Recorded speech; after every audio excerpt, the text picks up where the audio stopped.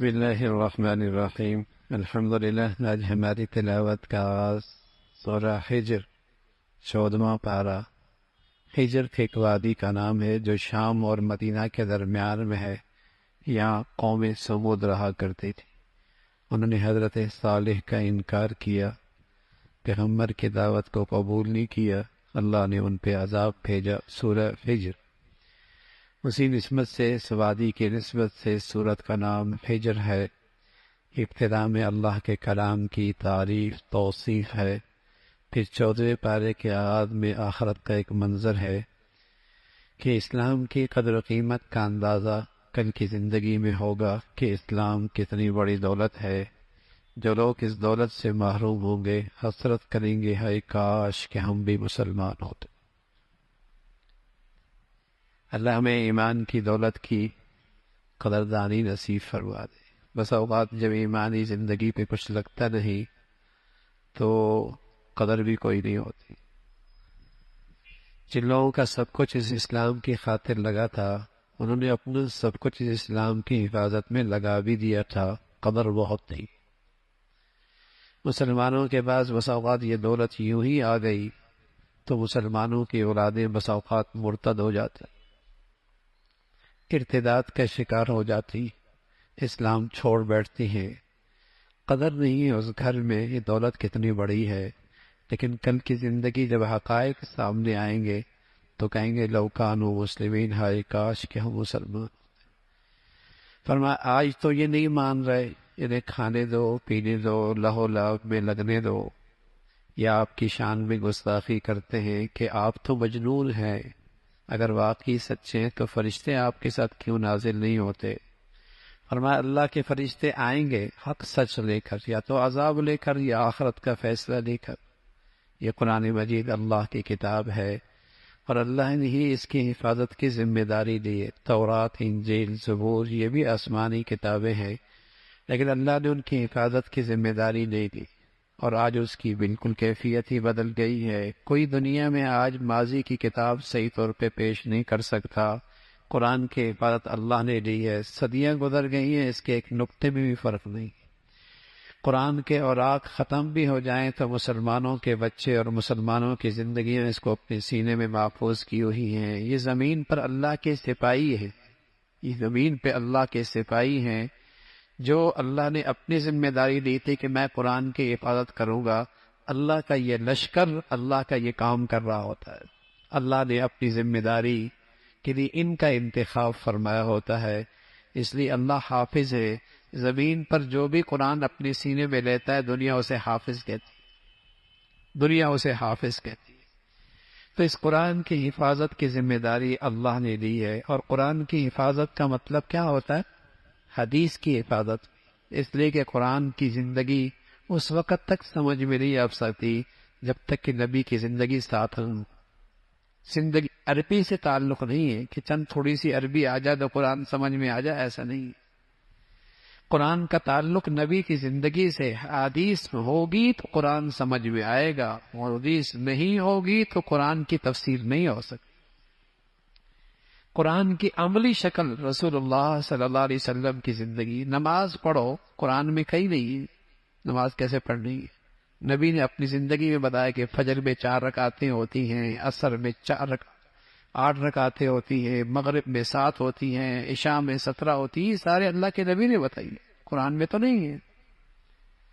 تو حدیث بھی محفوظ ہے۔ ایسا نہیں ہو سکتا کہ اللہ میاں کہے کہ ہدایت پہ چلو اور اس کے لیے سامانی موجود نہ ہو،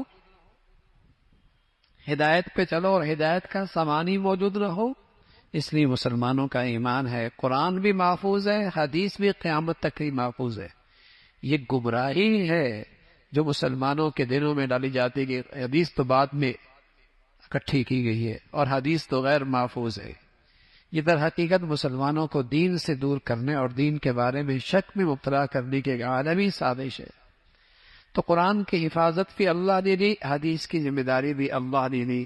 پھر اللہ رب العزت نے بتایا کہ اللہ کی قدرت، یہ کہا کرتے تھے کہ آسمان پر ہم جائیں اور کوئی دیکھے کہ واقعی اللہ کا پیغام ہے یا نہیں۔ فرمایا اگر ان کو آسمان کے دروازے ان کے لیے کھول بھی دیں تو یہ کہیں گے ہم پہ کوئی جادو ہو گیا ہے، آپ علیہ الصلوۃ والسلام نے ہم پہ جادو کر دیا، یہ تو پھر بھی نہیں مانے گی۔ پھر انسان کی تخلیق کا تذکرہ ہے، ایک آواز دینے والے مٹی سے اللہ نے ایک شخصیت پیدا کر دی، بے جان مٹی اور آدم کی پیدائش، بے جان مٹی اور آدم کی زندگی، اور حضرت آدم کی شخصیت میں کیا کچھ اللہ نے کمالات رکھی ہیں، کیا صلاحیت رکھی ہے، کیا کیفیت رکھی ہے، اور یہ سب بے جان مٹی سے اللہ نے بنا دی ہے۔ اللہ کی قدرت ہے۔ اور آج بھی جو انسان پیدا ہوا ہے، پیدا ہو رہا ہے ماں کی چھاتی سے اور باپ کی پشت کے اس پانی سے، اس کی ساری توانائی اور طاقت مٹی سے، اس کی تمام تر توانائی اور طاقت مٹی سے ہے، غذا ساری کی ساری مٹی سے ہے، انسان کی جسم کی ساری ضروریات مٹی سے ہے، اس کی دوا ہو یا غذا ہو مٹی سے تو ہے، اور اس سے اللہ رب العزت انسان بناتا ہے اور اس میں غیر معمولی صلاحیتیں رکھتا ہے۔ تو اللہ کی قدرت ہے، پھر اسے اللہ نے مسجود ملائکہ بنایا، شیطان نے انکار کیا، راندہ درگاہ ہوا، اس نے اعلان کیا کہ میں انسانوں کو گمراہ کروں گا۔ اللہ کریم نے فرمایا میرے مخلص بندوں پر تجھ کا تیرا اثر نہیں ہوگا، میرے مخلص بندوں پہ تو اثر نہیں ہوگا۔ پھر فرمایا تیری ماننے والے ہوں گے تو جہنم بھی ہے، اور جہنم کے ساتھ دروازے ہیں، اور ہر ایک گروہ جیسے بدعمالی ہوگی اس نسبت سے وہ جہنم کے اس دروازے سے داخل ہوگا، جنت بھی ہوگی اللہ کے فرما برداروں کے لیے، اور وہ جنت میں صاف دل کے ساتھ ایمان والے داخل ہوں گے، کسی کے دل میں کسی کے لیے کھوٹ کینہ حسد نہیں، بلکہ صاف ستھرے دل کے ساتھ اللہ جنت میں داخل فرمائیں گے۔ پھر حضرت ابراہیم علیہ الصلوۃ والسلام کے پاس مہمانوں کا آنا اور آپ کا اکرام کرنا اور ان کا یہ بتانا کہ اللہ آپ کو بیٹا دیں گے، پوتا بھی دیں گے، اور پھر آپ کی بیوی کا حیرت سے ہاتھوں کا سر پہ مارنا۔ حضرت ابراہیم علیہ السلام ہم اللہ کی رحمت سے مایوس نہیں ہیں، ہمیں یقین ہے کہ اللہ کی رحمت یہ کر سکتی ہے، قدرت کر سکتی ہے، لیکن ہم تو یہ پوچھنا چاہتے ہیں کہ ہم کیا جوان ہو جائیں گے یا اسی بڑھاپے میں ہماری اولاد ہوگی؟ فرمایا ہاں اسی بڑھاپے میں اللہ اولاد دے دیں گے۔ پھر اللہ رب العزت نے ان فرشتوں کا تذکرہ فرمایا جو حضرت لوط کے پاس آئے اور فرمایا راتوں رات آپ یہاں سے نکلیں، آپ کی قوم نے وہ گندگی کی اس زمین پر، اللہ اس زمین کو ان کی گندگی سے پاک کرنا چاہتا اور انہیں نیست و نابود کرنا چاہتا ہے۔ اس قوم کا تذکرہ فرمایا، پھر اس بستی کو اللہ نے پلٹ کے رکھ دیا، پتھروں کی بارش فرمائی اس قوم پر۔ پھر اصحاب حجر کا تذکرہ ہے، اس قوم پر بھی اللہ کا عذاب آیا۔ پھر قرآن کی عظمت اور خاص طور پہ سورہ فاتحہ جسے ہر نماز میں پڑھا جاتا ہے یا سنا جاتا ہے، اس کا تذکرہ فرمایا جسے اللہ قرآن دے دے وہ دنیا کی چمک دمک کی طرف کیا نظر کرے، وہ دنیا کی چمک دمک کی طرف کیا نظر کرے۔ پھر آپ کو تسلی دی، یقیناً آپ غیروں کی باتوں سے تکلیف میں آتے ہوں گے، لیکن آپ تسبیح کیجئے، آپ حمد کیجئے اور اللہ کی عبادت کیجئے یقین کے ساتھ، جب تک کہ آپ کا جانا نہ ہو مستقل اللہ کی عبادت کرتے رہیے۔ پھر سورہ نحل کا تذکرہ ہے، نحل کہتے ہیں شہد کی مکھی کو، چھوٹی سی اللہ کی مخلوق ہے لیکن اس کے کارنامے غیر معمولی ہیں، اس کی کارنامے غیر معمولی، اس کی صنعت غیر معمولی ہے، غیر معمولی صنعت ہے، اور اس کو اندر اللہ نے یہ ساری صلاحیت، سمجھ بوجھ، عقل، دانش اللہ نے رکھی ہے۔ اس نسبت سے اس سورت کا نام بھی نحل ہے۔ اتا امر اللہ، اللہ کا حکم آنے والا ہے، چاہے وہ عذاب کی شکل میں آئے، قیامت کی شکل میں آئے، جلدی نہ کرو۔ کفار کہا کرتے تھے ہم غلط ہیں تو پھر پکڑ کیوں نہیں آتی؟ پھر اللہ کی قدرت کا تذکرہ، اللہ نے مختلف قسم کے چھپائے جانور بنائے جس میں انسان اس ہر قسم کی نعمتوں سے فائدہ اٹھاتے ہیں، سواری کے طور پہ استعمال کرتے ہیں۔ اللہ نے مختلف سواریاں انسانوں کے لیے پیدا کی ہیں اور پیدا کر رہے ہیں، کیسے انسان آج ایجادات کر رہا ہے اپنی سواریوں کے لیے۔ زمین و آسمان کی یہ تسخیر اللہ نے کی ہے اور اسی کی یہ قدرت ہے۔ اللہ کی کتنی نعمتیں ہیں، گن گن کے تھک جاؤ گے، اللہ کی نعمتیں گن سکے، اللہ کی نعمتیں نہیں شمار کر سکتے۔ اس کا تذکرہ فرمایا اللہ کی بڑائی، الہ معبود اکیلا وہی ذات ہے، حاجت روا مشکل کشا اکیلی وہی ذات ہے، اس کا تذکرہ فرمایا۔ پھر اللہ کی بڑائی، اللہ کا تذکرہ ہے، اور فرمایا جو اللہ کے راستے میں نکلتے ہیں، ہجرت کرتے ہیں، اللہ کے ہاں ان کے لیے اس کا بہترین اجر ہے، اس کا تذکرہ۔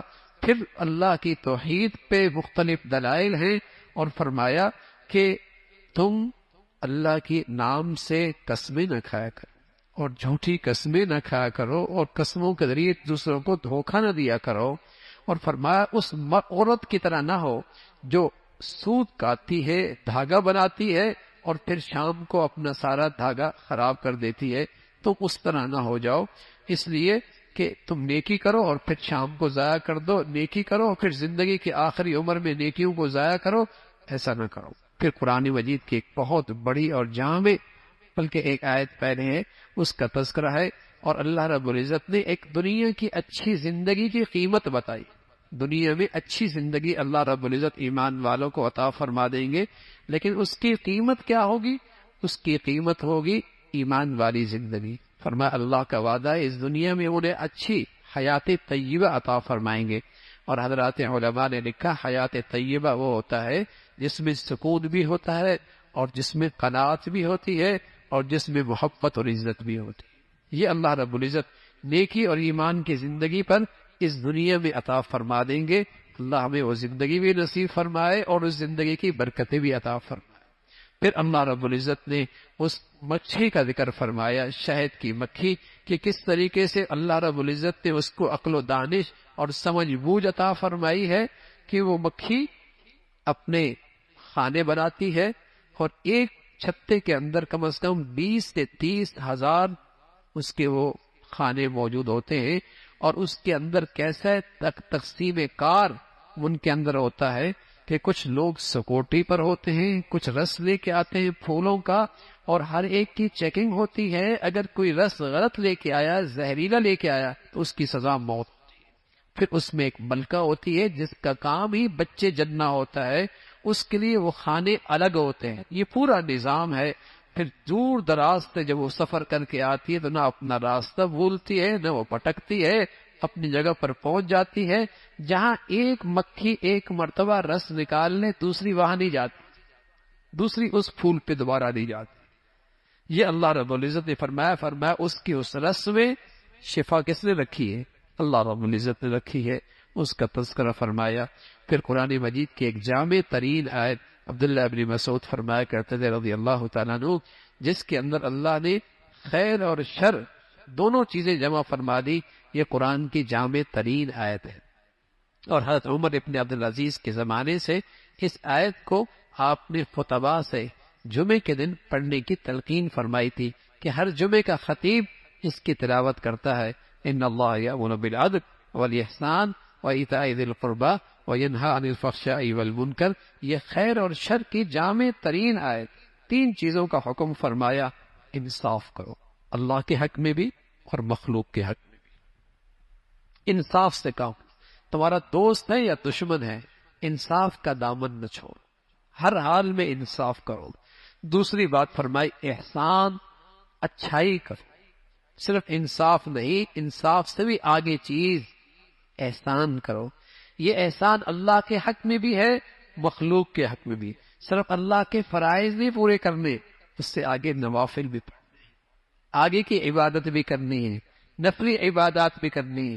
یہی حال مخلوق کے ساتھ ہے، صرف حق ادا نہیں کرنا، حق سے بڑھ کر آگے بھی دینا ہے، اچھا سلوک بھی کرنا ہے، بہتر کرنا ہے۔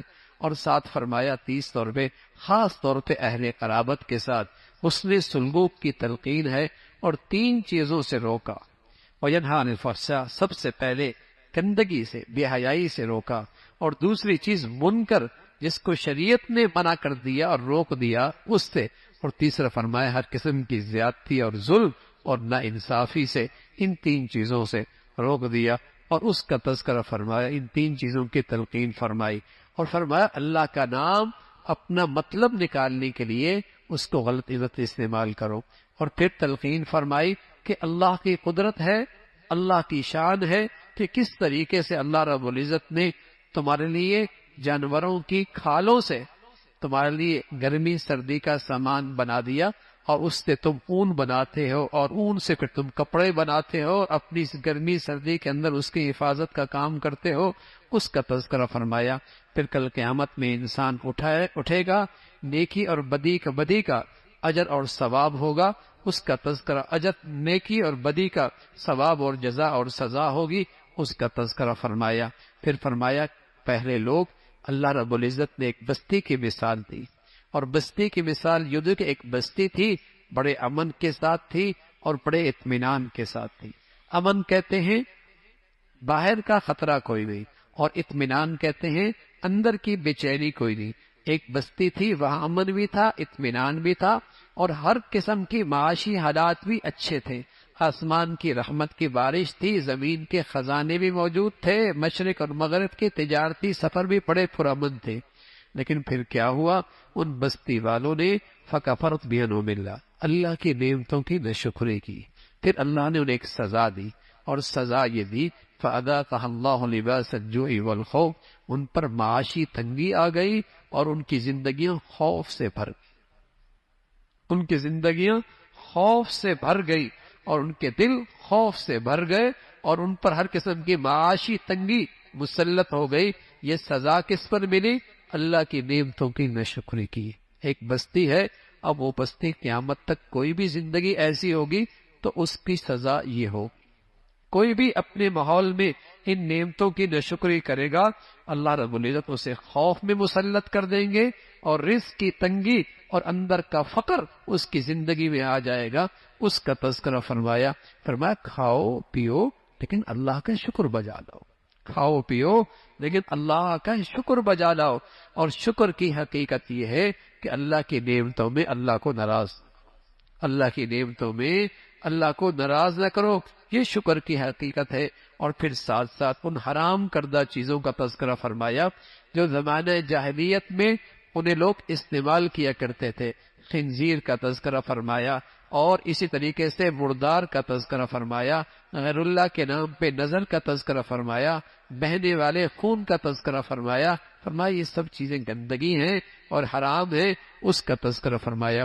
پھر حضرت ابراہیم علیہ السلام کی عظمت، تعریف، توصیف کا تذکرہ ہے کہ وہ اللہ کا مخلص بندہ تھا اور وہ توحید پرست تھا، یکسو ہو کر اللہ کی بندگی کرنے والے تھے۔ تم بھی اسی کی ملت کی پیروی کرو اور اللہ کی نعمتوں کا شکر بجا لاؤ، اللہ کی نعمتوں کا شکر بجا لاؤ۔ اور پھر تلقین فرمائی جب بھی کسی کو اللہ کا پیغام دینا ہو اور اللہ کی طرف بلانا ہو تو حکمت کے ساتھ، نرمی کے ساتھ، خیر خواہی کے ساتھ، اور کوئی ایسا انداز نہ ہو جس سے بات بحث مباحثے تک پہنچ جائے، جھگڑے تک پہنچ جائے۔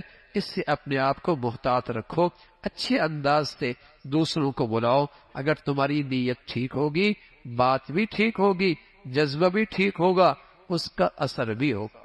بات بھی ٹھیک ہوگی، جذبہ بھی ٹھیک ہوگا، اور طریقہ کار بھی ٹھیک ہوگا، اس کا اثر ہوگا۔ اللہ کے نبی کو یہ بات فرمائی، امت کو پیغام دیا کہ اس حکمت کے ساتھ دوسروں کو اللہ کی بات کرو۔ پھر آپ علیہ الصلوۃ والسلام کو فرمایا صبر کیجئے، اگرچہ زیادتی کا انتقام لینا جائز ہے لیکن صبر کر لینا زیادہ بہتر ہے۔ ہاں، تقوی اختیار کرو گے، نیکی کی زندگی اختیار کرو گے، اللہ کی مدد اور نصرت تمہارے ساتھ ہو۔ اگر تقوی اختیار کرو گے، نیکی کی زندگی اختیار کرو گے، اللہ کا ساتھ تمہارے ساتھ ہوگا اور اس کی مدد اور نصرت تمہاری زندگی کا سہارا بنے گی۔ اللہ رب العزت عمل کی توفیق نصیب فرمائے۔